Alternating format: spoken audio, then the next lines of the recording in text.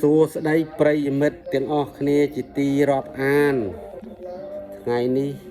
ខ្ញុំនៅលេងជាមួយនឹងចៅហើយជាផ្អើលកកកករត់ចោលស្រុកចោលភូមិចោលទេ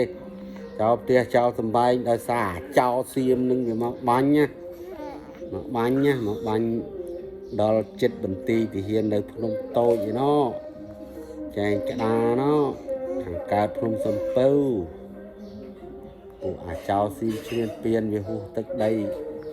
ព្រំដែនហើយអានឹងវាហួសព្រំដែនហើយគ្មានពីណាគេធ្វើបាបយាយីវាទេមានវិធានការបាញ់យន្តហោះវាទម្លាក់បាត់ទៅឲ្យវាជាពលរដ្ឋយើងភ័យខ្លាចគ្រប់តែគ្នានេះរត់ពេញទៅភូមិពេញទៅស្រុកនេះ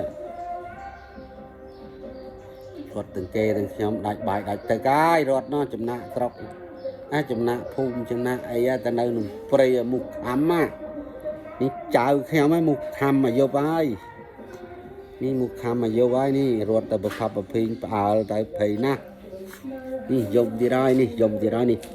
ភ័យដនកណត់ហើយនេះភ័យអូនេះនេះន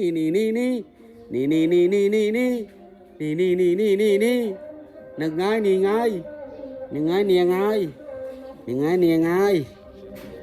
ងងាយចេះ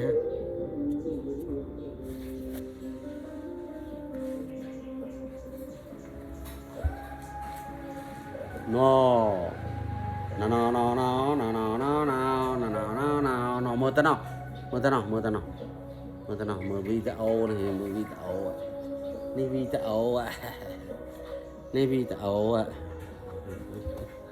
នេះវីដេអូហើយវីដេអូនេះហៅឈរមើលវីដេអូនោះ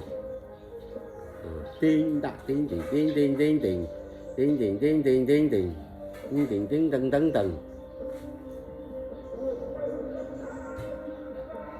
ហើយវិលត្រឡប់ចូលគេឋានវិញហើយបងប្អូនទាំងអស់គ្នា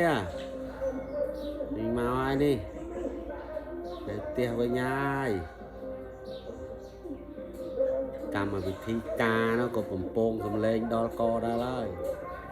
ម្សិលមិញស្ងាត់ជ្រីបរត់ចោលផ្ទះស្ងាត់ជ្រីបគ្មានលឺអីមកតំណក់នោះហើយដាក់ខាងនេះម្ដងនេះបោះគេម៉ាំនេះបោះគេម៉ាំនេះបោះគេម៉ាំ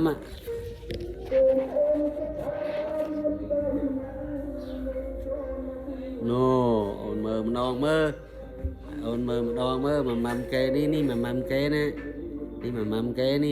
គេគេម៉ាំសល់ហ្នឹងគេម៉ាំសល់ណាដើរទៅរួមម៉ាំទៀតហើយនេះ